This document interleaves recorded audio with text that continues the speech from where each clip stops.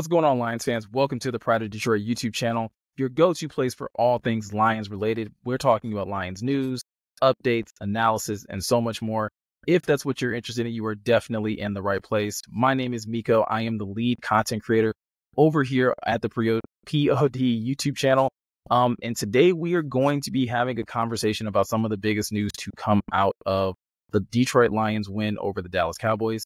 Normally, if you have been to this channel before, Morgan and I typically wait till the day after games, and we typically go through some of the biggest storylines to come out. I felt like it was really important to discuss at least one of the biggest stories to come out from this game today, and not really wait too long for us to kind of at least give some news and some information to those that are looking for it. And what I am referring to is the news regarding star defensive end Aidan Hutchinson, who sustained a pretty serious injury in the Lions win over the Dallas Cowboys. The Lions, like I said, did win 47-9. And while that is a big accomplishment, the biggest storyline that is absolutely going to be hanging over the game is this injury to Aidan Hutchinson. And so in this video, I want to go over currently what is being reported, possibly even talk about how the injury occurred, as well as talk about overall the impact of losing an Aidan Hutchinson for potentially an extended amount of time, and how the Lions are going to possibly look to, replace, not necessarily replace, but try to make up for what they are losing in Aidan Hutchinson, whether that be via trade, current depth or talent that's on the roster, or potentially, going the free agency market and looking for some talent there as well. So we're going to get into all of those things in this video. So definitely hang tight as we kind of get into those things. If you are new to the Pride of Detroit YouTube channel, this is your first time ever here, definitely hit that subscribe button, hit that notification bell. Those things not only help us out as a channel, but it can also help you guys out in terms of being able to find our content a lot easier. So like I said, let's start out with what is being reported in regards to Aidan Hutchinson. Now, Hutch sustained this injury in the third quarter of today's game. It was it was on a pass rush play. He was getting to Dak Prescott, was basically bringing him down for a sack. Kind of got twirled around and basically ended up colliding shins with defensive tackle Aleem McNeil, and that is essentially how the injury occurred. Now, because of how gruesome this injury looked on TV, they didn't show it on TV, so we're not going to show it here on the YouTube channel. If you are interested, if you're that type of person that you do want to be able to see it, listen, we live in a digital age. I'm sure you can find it anywhere on the internet as of right now, especially since the game has been over for quite a bit of time. So I'm sure there's video of that floating around. I will warn you, if you haven't seen it, it's not great, right? It's not something that I would recommend anybody to go out and search for. But with that said, that's how the injury essentially occurred. Aidan was basically down on the field for quite some time. He was eventually carted off the field with his leg in an air cast. And essentially all we knew at that time of the injury occurring was that he was out for the rest of the game and that it was a lower leg injury. Well, once the game ended and Dan Campbell got to talk with the media, he started to give a little bit more insight. And what we do know at this time is that Aidan Hutchinson did sustain a broken tibia. Because of that, he will be remaining in Dallas for a few days to get some additional attention from the medical staff down there in Dallas. And then from there, we will probably start to get more updates in terms of the severity of the break and how long he may be looking at, being away from football and away from the team as he starts his road to recovery. I'm sure I speak for not just for myself, but the entire POD staff and a lot of Lions fans across the country when I say we are obviously wishing Aidan Hutchinson a speedy recovery. And obviously we can't wait to not just see him back on the football field, but overall just healthy in general. Now that kind of helps us transition into the next thing. And unfortunately, when it comes down to these types of injuries, yes, we want to be sensitive to the injury itself, but at the same time, the Lions still have a season that they have to play out, and Aaron Glenn still has a defense that he has to coach, and not having Aidan Hutchinson is a big blow. There's no way to sugarcoat that. There's no way to downplay that. First and foremost, he was obviously leading the team in sacks, picked up a sack today that had him about at 7.5 for the season. But when it came down to when it comes to Aidan, it's not just getting to the quarterback and getting sacks. He was by far leading the league when it came down to quarterback pressures. He was doing such an amazing job of making offenses account for him and essentially terrorizing whatever side of the field he was on.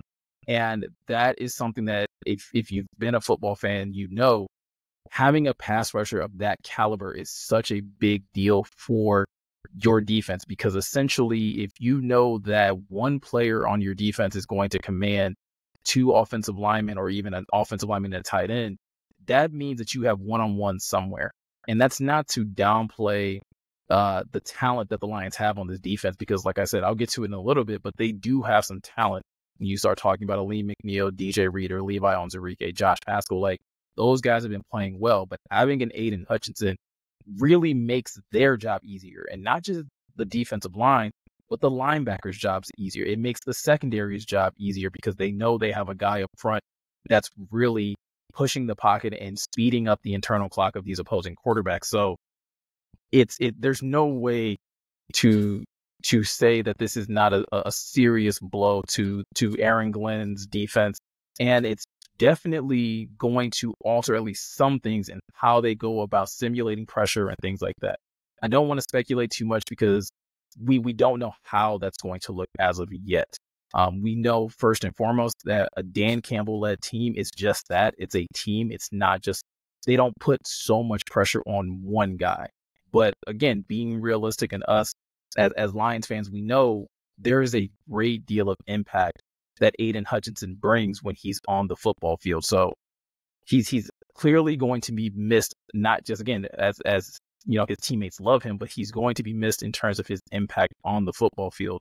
And it's going to require some shuffling of that defensive line. It's going to require some adjustments to be made to the scheme, possibly, because like I said, instead of you just having one guy that can create so much pressure on his own, you're now going to have to figure out how you're going to shuffle your defensive line rotations. They already lost Marcus Davenport earlier this year with I believe it was a bicep injury. So you're already down your two starting defensive ends from the beginning of the season. And now you're going to have to go to, you know, Josh Pascal. They also lost John Kaminsky early in, I believe, training camp. So there's a lot of rotation that's going to have to happen. And Aaron Glenn is going to have to find other ways of generating pressure. Now, in this game against Dallas, this defensive front did an amazing job. Aleem McNeil had a great game with 2 sacks of his own. Levi has been playing very, very well this season ever since he got healthy. And again, they've just overall been stout in the run game, which again is something that Aidan helps with as well, because he's such a great run defender. As much as we want to talk about, as much as I've just been talking about sacks and pressures, he's also great at setting an edge. And so that is something else that you're going to have to look to try to replace when you start talking about trying to find, you know, someone either in free agency or a trade partner that can do all of the things that Aidan Hutchinson does. There is a reason why, you know, he was the 2nd overall pick in that 2022 NFL draft year. Like, he's that complete of a player. And so now the Lions are going to have to do some shuffling, and they're going to have to do some searching.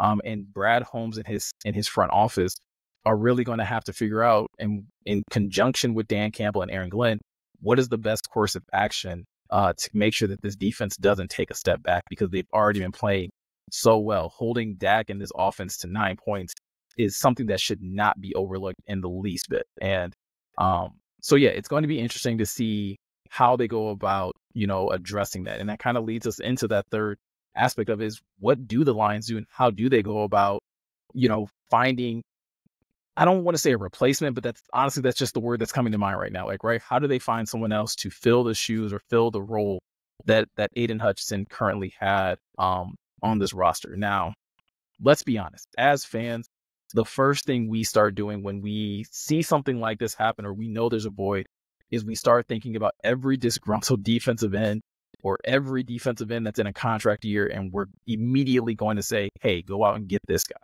And I'm not even pointing fingers, because I'm guilty of it too, right? I did it even today in, you know, when it comes down to Max Crosby. And I think that's a name that a lot of people are going to be talking about, because let's face it, the Las Vegas Raiders aren't having the type of season that they were probably thought they were going to have.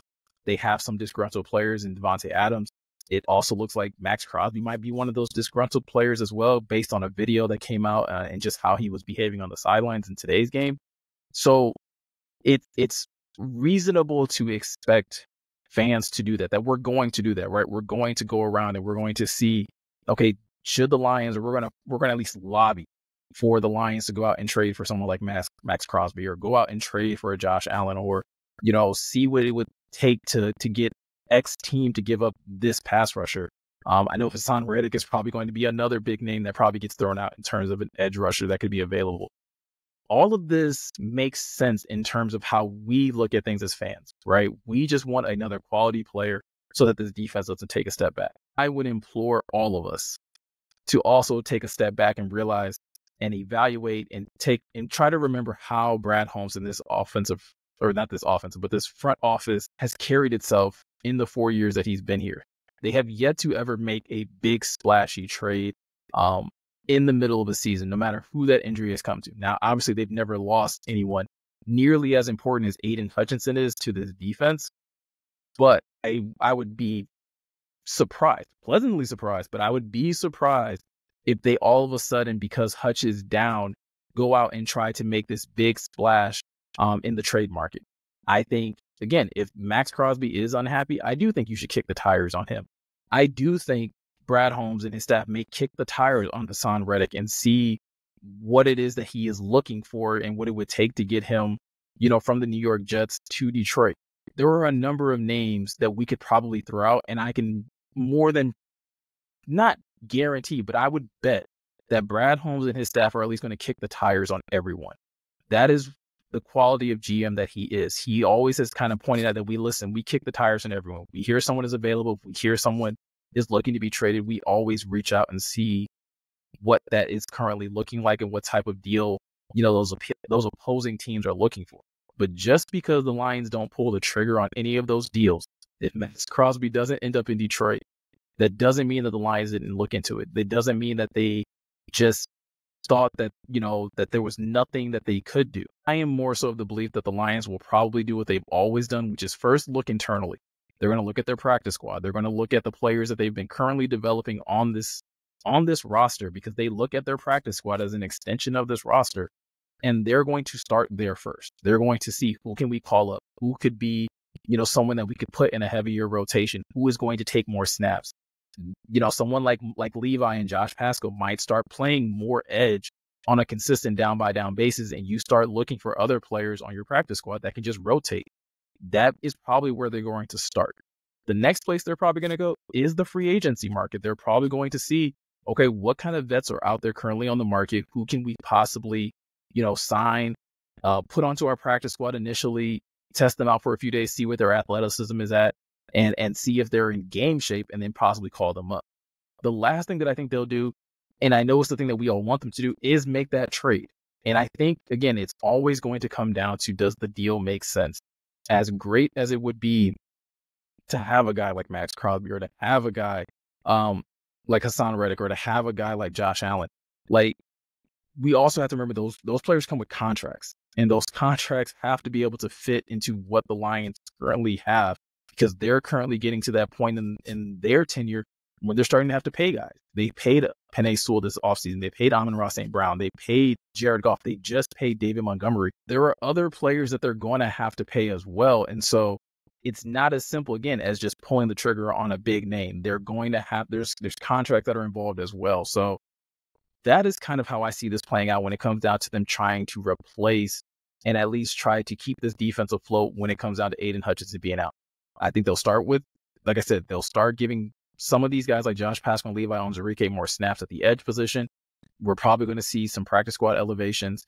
And yeah, you're probably going to see them bring in a couple other guys to try out to be on this roster who play the edge position. It would be the greatest thing if they traded for someone. But again, I do want to caution us as fans to not put all of our eggs in that basket, because again, it's just never that simple. So with all that said, that's pretty much all the news that we currently have about Aidan Hutchinson and the injury that he sustained today. Like I said, Morgan and I will be back with a video tomorrow where we're going to basically cover the entire game in its entirety, because while this is very, sad news that the Lions are having to endure right now, it shouldn't take away from just how impressive they looked against Dallas today. And that's something that Morgan and I are going to really dive into, talking about how strong this offense looked, how great this defense looked with Aidan Hutchinson. And even when Aidan went down, they still very much held their own and didn't let their foot off the gas. So there's a lot of positives to still take from this Lions roster. I don't think this is a time for anyone to be jumping ship or thinking that they can't still achieve the things that they have set out in front of them. The road just becomes a little more difficult. And so that's what we're going to talk about tomorrow. So I definitely encourage you guys, if you haven't already subscribed, if you haven't already hit that notification bell, definitely do that now. Also, be sure to like this video if you like the content that we had in it. And also keep in mind that if you're ever looking for more Detroit Lions content, you can always check out the Pride of Detroit website at prideofdetroit.com. There are new articles being uploaded daily. So if you're even looking for updates on Aidan Hutchinson's status and the information that is coming out regarding his injury, there's already an article up that's keeping track of every single update that is coming in. So I definitely encourage you to check that out as well. So with all of that said, I'm Miko. Thank you guys for taking the time to watch, and I'll be sure to catch you guys in the next one.